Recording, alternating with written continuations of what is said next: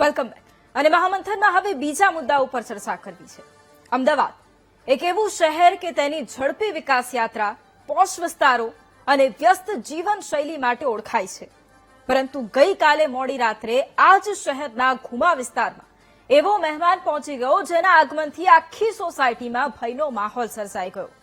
શરણદીપ સોસાયટીમાં દીપડાની એન્ટ્રી માત્ર સીસીટીવી કેમેરામાં કેદ થયેલી એક ઘટના નથી, પરંતુ શહેરી વિસ્તારોમાં વન્યજીવોની હાજરી અંગે પણ ગંભીર પ્રશ્નો ઉભા કરે છે. રાત્રિના અંધકારમાં દીપડો સોસાયટીની દિવાલ કૂદી અને અંદર પ્રવેશે છે.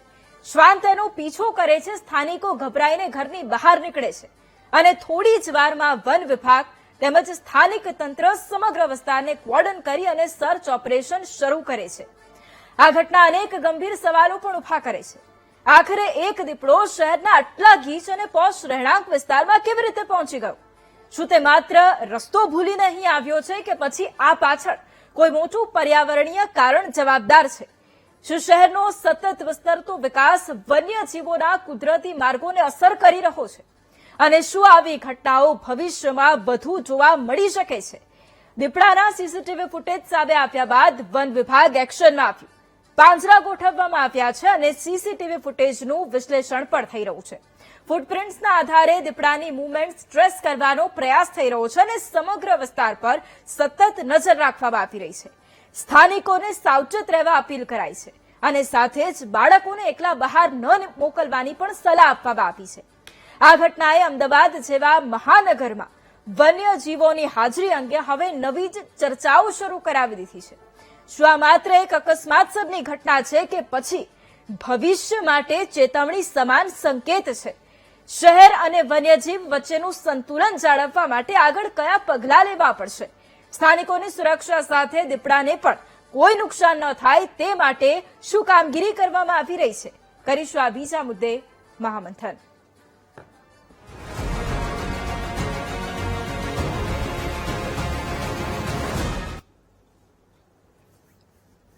અને એક તરફ વન વિભાગની કામગીરી પણ શરૂ થઈ ગઈ છે. તેની વચ્ચે વનમંત્રીનું પણ શું કહેવું છે અને એની સાથે સાથે જે પ્રત્યક્ષદર્શીઓ છે, જે સ્થાનિકો છે, તેમનું શું કહેવું છે એ પણ સાંભળી લઈએ.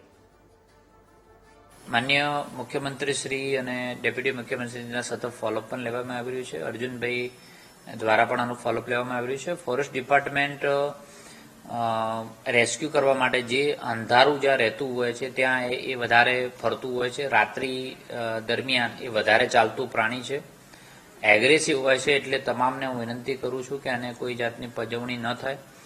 જ્યાં પણ દેખાય ત્યાં તમામ લોકો ફોરેસ્ટ ડિપાર્ટમેન્ટ દ્વારા અથવા વહીવટીતંત્રનો સંપર્ક કરે જેથી કરીને એનું જલ્દીથી આપણે રેસ્ક્યુ કરી શકીએ. એટલે ટૂંક સમયની અંદર એનું રેસ્ક્યુનું કામ ચાલી રહ્યું છે. जल्दी झड़पी તેને રેસ્ક્યુ કરી લેવામાં આવશે.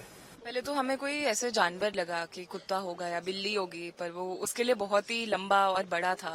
फिर हमने उसकी टेल देखी जो ऐसे कर्व थी पीछे से, तो जब वो डिवाइडर पे बैठा और हमने उसके ऊपर स्पॉट्स देखे, उसके कान भी छोटे थे, तो हमें पता चल गया कि ये तेंदुआ ही है. डिवाइडर पे वो भी हमें देख के रुक गया था बिकॉज हमने गाड़ी रोक दी थी. तो कुछ 5 सेकेंड जैसा वो रुका था, बट फिर वो ऑपोजिट तरफ भाग गया. फिर हमने राउंड भी मारने की कोशिश करी, बट वो जब उस तरफ भागा फिर हमें दिखा नहीं वो. તો એક તરફ જ્યારે આ વિડીયો પણ સામે આવ્યો હોય, સીસીટીવી ફૂટેજ સામે આવ્યા, ત્યાંના સ્થાનિક લોકોએ જ્યારે જોયું ત્યારે એમના મનમાં પણ એક ડર ઊભું થયું અને એની સાથે સાથે લોકો એ વિચારવા પણ મજબૂર થયા છે કે જ્યારે લોકો આખી આવી ઘટનાઓ સામે આવી રહી છે ત્યારે આવા વિસ્તારો છે કે જે પોશ વિસ્તારો પણ ગણાય છે અને એની સાથે સાથે એવા વિસ્તારો કે જે રહેણાંક વિસ્તારો છે ત્યાં દીપડો કેવી રીતે ઘૂસી આવે છે અને એની સાથે સાથે એને પણ કંઈ જોખમ ન થાય એ માટેની આખી તકેદારી પણ કેવી રીતે રહેવી જોઈએ. એટલા જ માટે આપણી ચર્ચાની શરૂઆત કરવી છે. આપણી સાથે નિવૃત્ત સીસીએફ ડીડી વસાવડા સાહેબ જોડાયા છે. સૌથી પહેલા તો સર આપનું ખૂબ સ્વાગત છે મહામંથનમાં. સર, સૌથી પહેલો મારો સવાલ જ આપણને એ છે કે જ્યારે આવા વિસ્તારો, પોશ વિસ્તારો છે, રહેણાંક વિસ્તારો છે કે જ્યાં ઘર લોકોના છે, જ્યાં બિલ્ડિંગ્સ બની ચૂકી છે, એવા વિસ્તારની અંદર દીપડાની આ રીતે દેખાદેવી અને એની સાથે રાત્રિના સમયગાળામાં આપણે એ દ્રશ્યો પણ જોયા, આપણે અત્યારે સીસીટીવી પણ જોયા. આ એક અલાર્મિંગ એક સમય કહી શકાય બધા માટે, કારણ કે આવા વિસ્તારોમાં જ્યારે દીપડો આવી જતો હોય ત્યારે ચિંતા ઘણી કહેવાય. બિલકુલ. વૈભવી એક વન વિભાગ માટે ચિંતાનો વિષય છે અને સાથોસાથ વન્યજીવ માટે પણ ચિંતાનો વિષય છે અને ત્યાં જે લોકો રહે છે એમને માટે પણ એક સાવચેતીનો સમય છે. શા માટે થયું, જો આપણે વાત કરીએ તો આજથી 40-50 વર્ષ પહેલા જોઈએ તો અમદાવાદ ક્યાં હતું? આપણે જોઈએ તો સરખેજ ગાંધીનગર હાઈવેથી આગળ કોઈ બિલ્ડિંગ, કોઈ સોસાયટી, કશું જ નહોતું. આ બાજુ સરખેજ ફાટકથી બાવળા સુધી કશું જ નહોતું.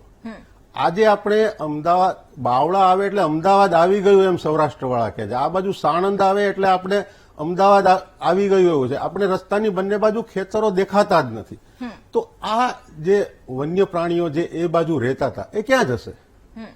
અને બીજી બાજુ જે વન વિભાગના સંરક્ષણને કારણે કે બધા લોકોના સહકારને કારણે જે છે એ દીપડાની સંખ્યા પણ વધી રહી છે.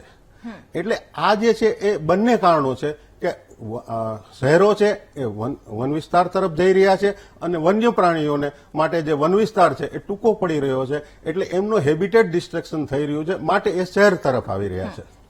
બિલકુલ. અને એટલા જ માટે આપણી સાથે સ્થાનિક પણ જોડાયા છે અને એમની સાથે પણ મારે વાતચીત કરવી છે. આપણી સાથે મનોજ સર જોડાયા છે, જેઓ સ્થાનિક છે.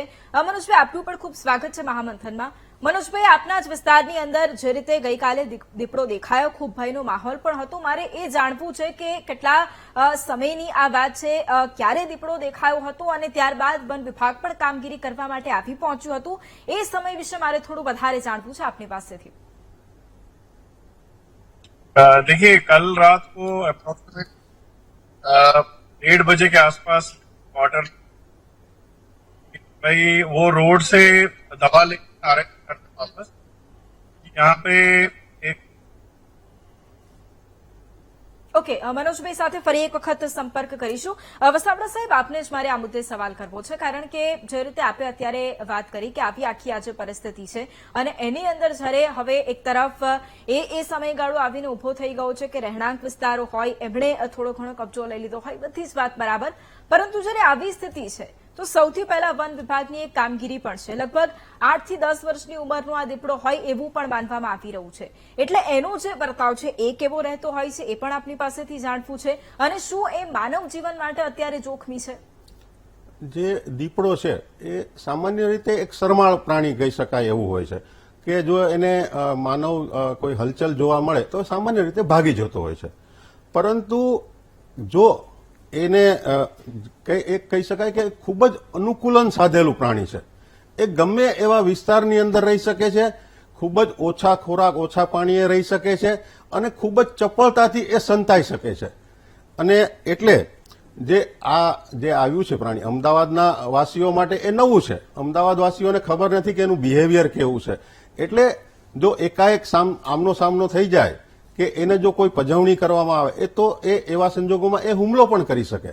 એટલે બિલકુલ અમદાવાદવાસીઓ માટે એક સાવચેતીનો એલાર્મ છે અને વન વિભાગ એને વહેલી તકે પકડી લે એ ખૂબ જ જરૂરી છે. બિલકુલ. આપણી સાથે સ્થાનિક ગૌરાંગભાઈ શાહ પણ જોડાયા છે. આપનું ખૂબ સ્વાગત છે. ગૌરાંગભાઈ, મારો સવાલ આપને એ છે કે જ્યારે દીપડો રાત્રે દેખાયો હતો અને મનોજભાઈ પણ આપણી સાથે સ્થાનિક જોડાયેલા છે એટલે એમણે પણ જણાવ્યું કે એક ભયનો માહોલ હતો. આપની પાસેથી મારે એ પણ સમજવું છે કે જ્યારે દીપડો દેખાયો હતો ત્યારે ત્યાં શું સ્થિતિ હતી? શું લોકોની બહાર અવરજવર હતી? કોણે સૌથી પહેલા જોયું હતું? લોકોને કેવી રીતે એ વાતનો ખ્યાલ આવ્યો કે આપણા વિસ્તારની અંદર દીપડો ઘૂસી આવ્યો છે?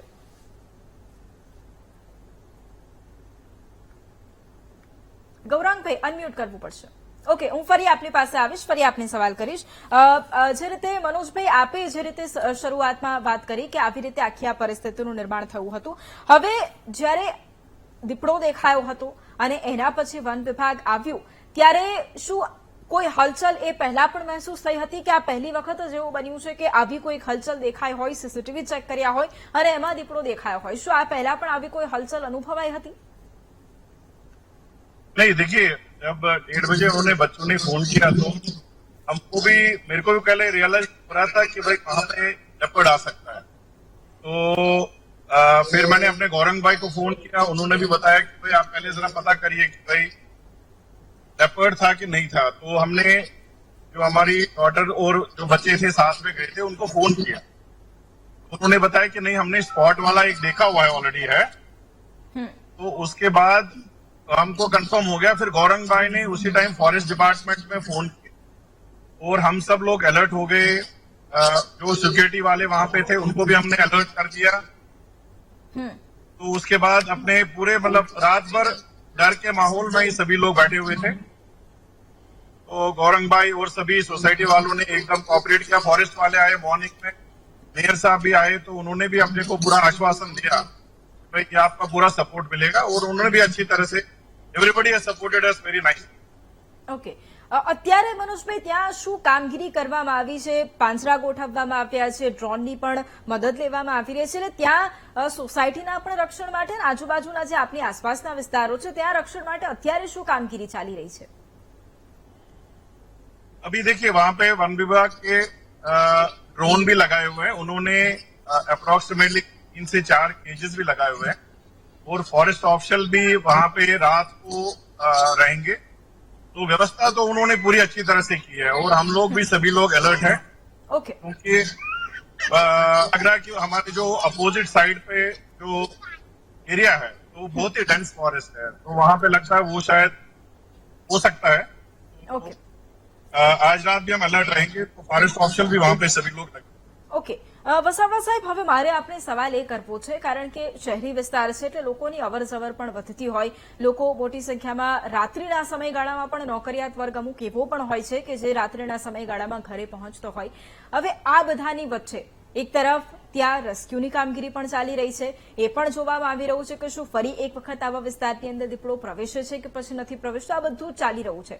હવે આમાં વન વિભાગની થોડી કામગીરી કેવી હોય છે એમાં પણ સમજવું છે કે શું એક જ વિસ્તારમાં એક જ પાંજરો ગોઠવવામાં આવે છે કે આમાં બીજી કઈ પણ મદદ લેવાતી હોય છે? વૈભવી, એવું હોય છે કે જ્યારે વન વિભાગને ખબર પડે કે એક ચોક્કસ એરિયામાં દીપડો છે, તો વન વિભાગનો જે સ્ટાફ છે એ આજુબાજુના વિસ્તારમાં, માત્ર એ સોસાયટી નહીં, એની આજુબાજુના ફરતેના વિસ્તારમાં ફરે છે, જોવે છે અને એક અંદાજ બાંધે છે કે કઈ કઈ જગ્યાએ દીપડો ફરી આવી શકે। એવું નથી કે એ સોસાયટીમાં આવ્યો એટલે હંમેશા એ જ સોસાયટીમાં આવશે, એ હોઈ શકે એક બાજુની સોસાયટીમાં આવી શકે, 1 કિલોમીટર દૂર દેખાઈ શકે, 2 કિલોમીટર દૂર પણ દેખાઈ શકે। એટલે વન વિભાગ એનું એક આકલન કરે છે।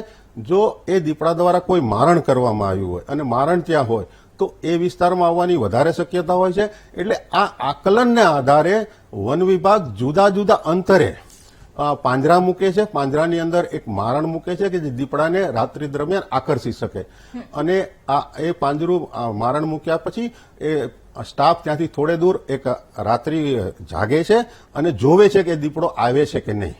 એટલે સતત મોનિટરિંગ ચાલુ જ હોય છે। ઓકે, મનોજભાઈ, સવાલ આપને મારે કરવો છે કે એક તરફ આપે જે રીતે વાત કરીને આપે જણાવ્યું કે અત્યારે શું કામગીરી ચાલી રહી છે, આપની પાસે મારે એ જાણવું છે કે ગઈકાલ પછી લોકોની દિનચર્યામાં શું ફેરફાર આવ્યો છે, અને જો આપ ગુજરાતીમાં પણ જવાબ આપી શકતા હોય તો દર્શકો વધારે સમજશે। मेरे को गुजराती में अच्छी तरह से नहीं आए। गौरंग भाई हमारे साथ में है, तो गौरंग भाई अच्छी तरह से गुजराती में बता पाएंगे। ઓકે, કઈ વાંધો નહીં, આપ હિન્દીમાં પણ આપી શકો છો। नहीं देखिए, आज दिन में भी सभी लोग आज मतलब हमारे घर में भी रिलेटिव्स हैं, सभी लोग डरे हुए हैं। तो हमको लगता है कि 2-4 दिन जब तक उसको पकड़ के नहीं लाएंगे तो अपने को सभी को अलर्ट रहना पड़ेगा। जो घर में मेड काम कर रहे हैं या जो बाहर से आ रहे हैं, इवन ब्लिंकिट वाले और सब आ रहे हैं, तो उनको भी अपने को अलर्ट होकर रहना पड़ेगा।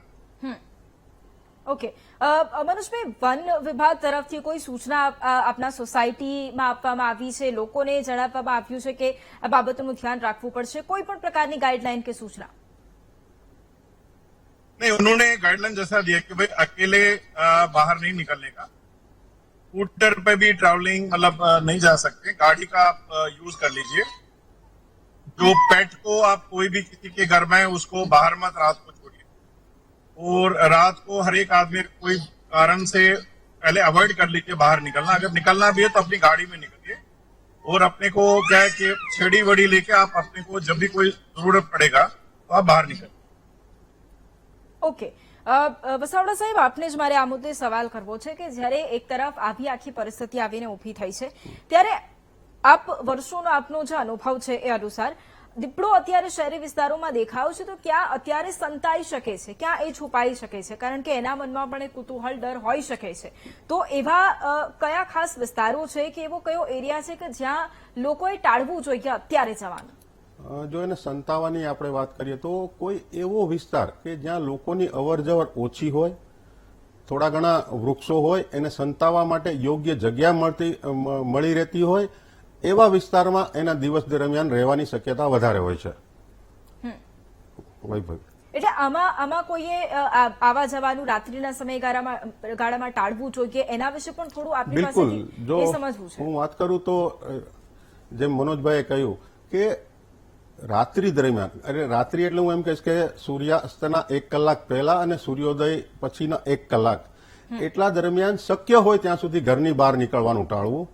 ખાસ કરીને છોકરાઓ, નાના નાના જે આપણા બાળકો હોય, એને ક્યારેય એકલા નહીં મૂકવા, એને કમ્પાઉન્ડમાં હમણાં રમવાનું બંધ કરવું જોઈએ. અને જો એ રમતા હોય દિવસ દરમિયાન તો પણ કોઈ એક વડીલ એને મોનિટરિંગ કરે એ જરૂરી છે.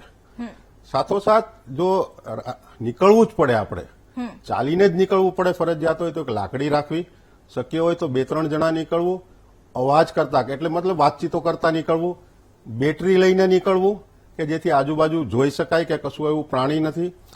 એની સાથોસાથ જો આપણને આ પ્રાણી દેખાય તો આપણે કોઈ હોહા કર્યા વગર કે કંઈ એને ડરાવ્યા વગર, એની પજવણી કર્યા વગર વન વિભાગને જાણ કરવી, જેથી વન વિભાગ એની આગળની કાર્યવાહી કરશે.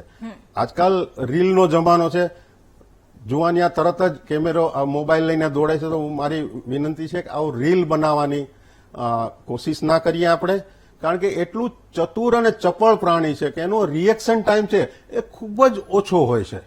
એટલે જો એનો રિએક્શન ટાઈમમાં આપણે વચ્ચે ક્યાંક આવી જઈએ તો એ આપણને નુકસાન કરી બેસે. એટલે આપણે આવી રીલ નહીં બનાવીએ, ખૂબ હોહા નહીં કરીએ.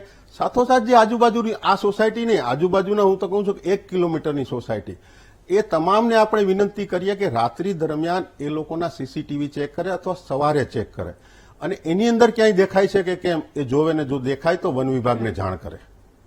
ઓકે મનોજભાઈ, હવે સવાલ મારે આપને પણ કરવો છે કે આપણે એક તરફ સાવચેતીના પગલાંની વાત કરી રહ્યા છે, આખી ઘટના આપે વર્ણવી છે. વન વિભાગની જે કામગીરી અત્યારે થઈ રહી છે, શું આપ એ કામગીરીથી સંતુષ્ટ છો?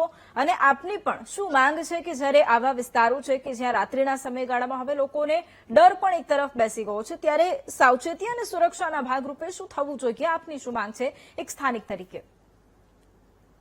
नहीं, देखिए, जो फॉरेस्ट डिपार्टमेंट है उनकी तरफ से मॉर्निंग से ही पूरी अच्छी तरह से गाइडलाइंस है, वो अच्छी तरह से गाइड कर रहे हैं. बट अपने को जो लोग आसपास में भी रह रहे हैं तो उनको भी अच रहे हैं, तो उनको भी अच रहे हैं, तो उनको भी अच रहे हैं, तो उनको जो लोग हैं, मेड है या जो काम करने वाले लोग आते हैं, तो सभी को अलर्ट रहना पड़ेगा, खासकर बच्चों को. और फॉरेस्ट डिपार्टमेंट तो बार बार अपने को मतलब दिखा रहे हैं, बता रहे हैं कि બિલકુલ, એટલે એ પણ એક કામગીરી કરવાની ખૂબ જરૂરિયાત. આપણે જે વાત કરી ગૌરાંગભાઈ, આપને મારે હવે છેલ્લા સવાલ એ પણ કરવો છે કે આપ પોતે પણ ત્યાં હાજર હતા અને આખી આ પરિસ્થિતિ આપે પોતે પણ જોઈ છે, એટલે અત્યારે ત્યાં સોસાયટીમાં શું પરિવર્તન આવ્યું છે? લોકોએ સાંજના સમયગાળામાં જ બહાર જવાનું ટાળ્યું હોય, અથવા સોસાયટીના મેમ્બર્સો એમણે એવું કંઈક વિચાર્યું હોય કે હવે રાત્રિના સમયગાળામાં નથી આપવું? અને આપ પોતે પણ શું વન વિભાગની જે કામગીરી અત્યારે છે, શું આપ એવું બારું છો કે વહેલામાં વહેલી તકે આ જે સમસ્યા છે એમાંથી મુક્તિ મળી જશે? હા, સવારથી આજે ચહેલ પહેલ ચાલુ છે અને અત્યારે માહોલ એકદમ શાંત છે, પણ ડર ભર્યો માહોલ છે રહીશોમાં. ઘરની બહાર કોઈ નીકળવા માટે તૈયાર નથી, કારણ કે વન વિભાગે સૂચના આપી છે એ જરૂર વગર બહાર નીકળવું નહીં. અને એના માટે થઈને અમે લોકો પૂરી સાવચેતી રાખીને આજની રાત છે અમારા માટે ઉચાટવાળી રાત છે, અને અમે સાવચેતીના પગલા અમે જે સૂચનાઓ આપી છે એ પ્રમાણે કરી રહ્યા છે. ઓકે, બિલકુલ, એટલે એ જ અપેક્ષા કે હવે એક તરફ જ્યારે દીપડાઈ દેખા દેતી છે, લોકોમાં એ ડર પણ છે, વન વિભાગ પણ હવે કામગીરી કરી રહ્યું છે, એટલે એ અપેક્ષા સાથે કે વહેલામાં વહેલી તકે માનવ જીવનને પણ જોખમ ના થાય અને પ્રાણીઓને પણ જોખમ ન થાય એવી રીતે કામગીરી થાય. આપ તમામ અમારી સાથે આ ચર્ચામાં જોડાયા, તમામનો ધન્યવાદ. અને આ સાથે જ મહામંથનમાં હાલ બસ આટલું જ. રજા આપશો. નમસ્કાર.